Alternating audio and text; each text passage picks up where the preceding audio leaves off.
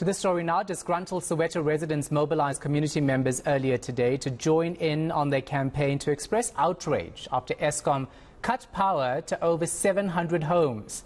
Diepkloof Zone 3 residents barricaded the Soweto highway near the N1. They refused to pay fines to Eskom. Residents were planning to march to the power utilities offices in Boysens to demand a reasonable payment plan and a flat rate for electricity usage. Nkosazana Dambuza is following the story for us. She joins us now live. So there was some chaos earlier on today with angry residents. How are things looking? Yes, Shahan. So Diepkloof residents, after staging a protest and marching through the streets of Diepkloof Zone 3, have returned to their homes for a debrief, but they threatened to return this evening to continue protesting. In fact, how this protest started was that on the 23rd of November, Eskom cut the power supply to this area and served 700 households with papers stating that they need to pay a 6,000 Rand reconnection fee.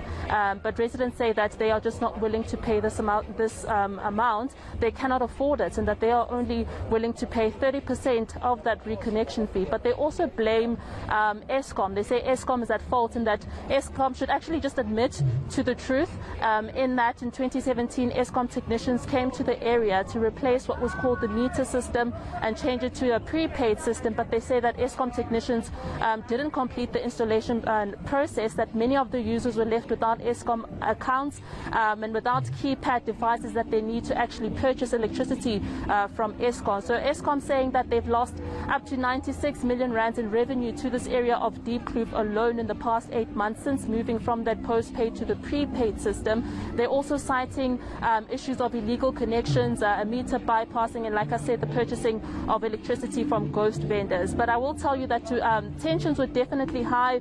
Residents are not happy.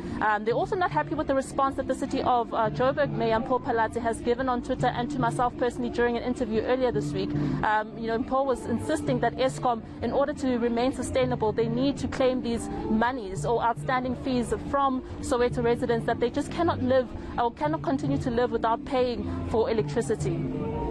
So I'm seeing the burning tires behind you. I'm hearing music playing in the background as well. Where are police in all of this? Because roads simply can't be blocked.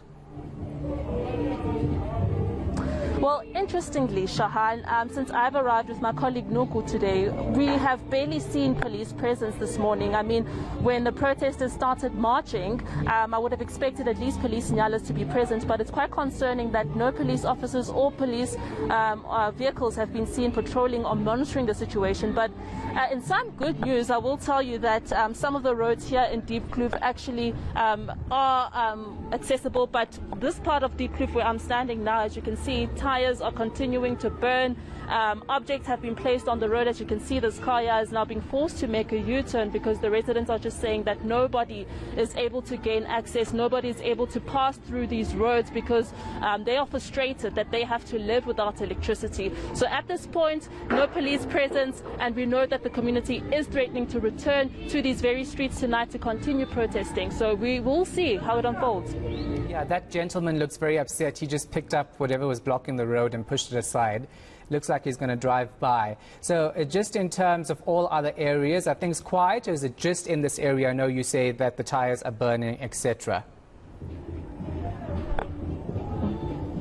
Yes, we only know of the area of Diepkloof, so this road that I'm on right now, as well as the Soweto highway, Shahan. We also had great difficulty actually just trying to make our way through Soweto this morning.